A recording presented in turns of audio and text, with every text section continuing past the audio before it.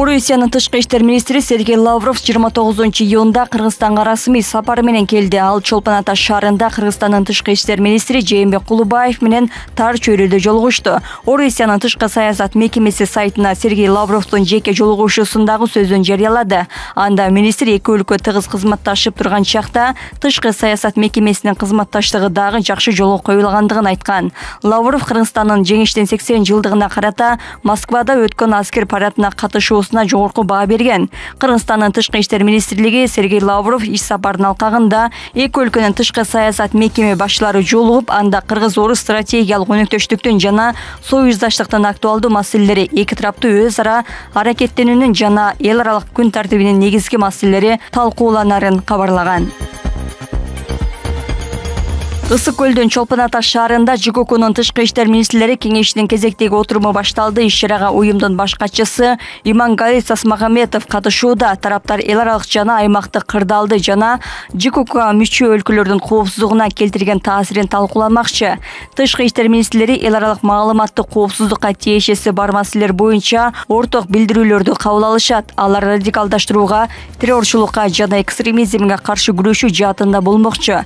Жакынкы чыгышта кырдаалга өзгөчө басым жасалары айтылды. Андан сырткары Бурунразия жана Афганистандагы туруктуу өнүгүүнү камсыздоо үчүн буунун аймактык борборун түзүү маселеси да каралары маалым болду.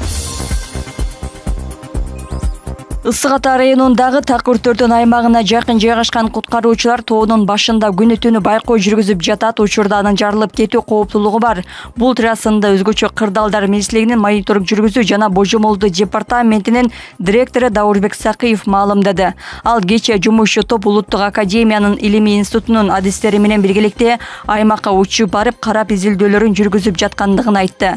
Сандар менен айтсак, суунун көлөмү башында 500 миң куб болсо, азыр анын 300 миңдей калган. Сакыев суу бул жол менен 3 кубтан 6 кубка чейин агып чыгып кетип жаткандыгын белгиледи.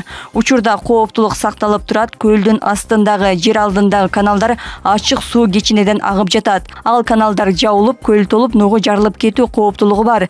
Куткаруучулар күнү-түнү байкап турмакчы, деди Сакыев. Эске салсак, 27-июнда Ысык Атадагы Такыртөл көлү жарылып кеткен. Тоо көлүнүн ташкыны Алмалуу жана Кебек би айылдарынын ортосундагы бир көпүрө нагызган. Жалпысынан 950 тургун эвакуацияланып, убактылуу жайларга, мектеп, бала бакча жана маданият үйлөрүнө жайгаштырылды. Жабыркагандар, бузулган үйлөр катталган эмес. Кечээ Такыртөл көлүнөн коркунуч жаралган аймактарга өзгөчө кырдаал режими киргизилгендиги айтылды. Манас эпосундагы каармандардын аты менен сабына жана тамеки продукцияларын атоого болбойт. Маданият министрлиги министрлер кабинетине тиешелүү токтом долбоорун иштеп чыкты.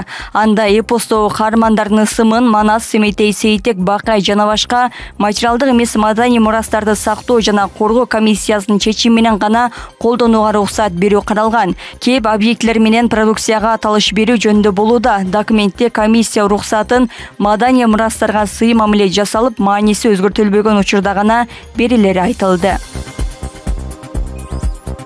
Кыргызгидромет 30-июндан 7-июлга чейинки өлкөдө күтүлүп жаткан аба ырайына байланыштуу болжолдуу маалыматты таратты. Синоптиктердин айтымында апта ичи республикада күн ачык болот. Борбор кала Бишкек шаарында 6-июлда өткөн өтүшү ыктымал. Абанын температурасы 39 градуска чейин көтөрүлөт. Апта башында көпчүлүк жерде ала булут каптап, өткөн өтүшү болжолдонууда. Ысык көлдө 2-июлда, Нарында 3 жана 5-июлда мезгил менен жамгыр жайт. Андан кийин күн ачык болот.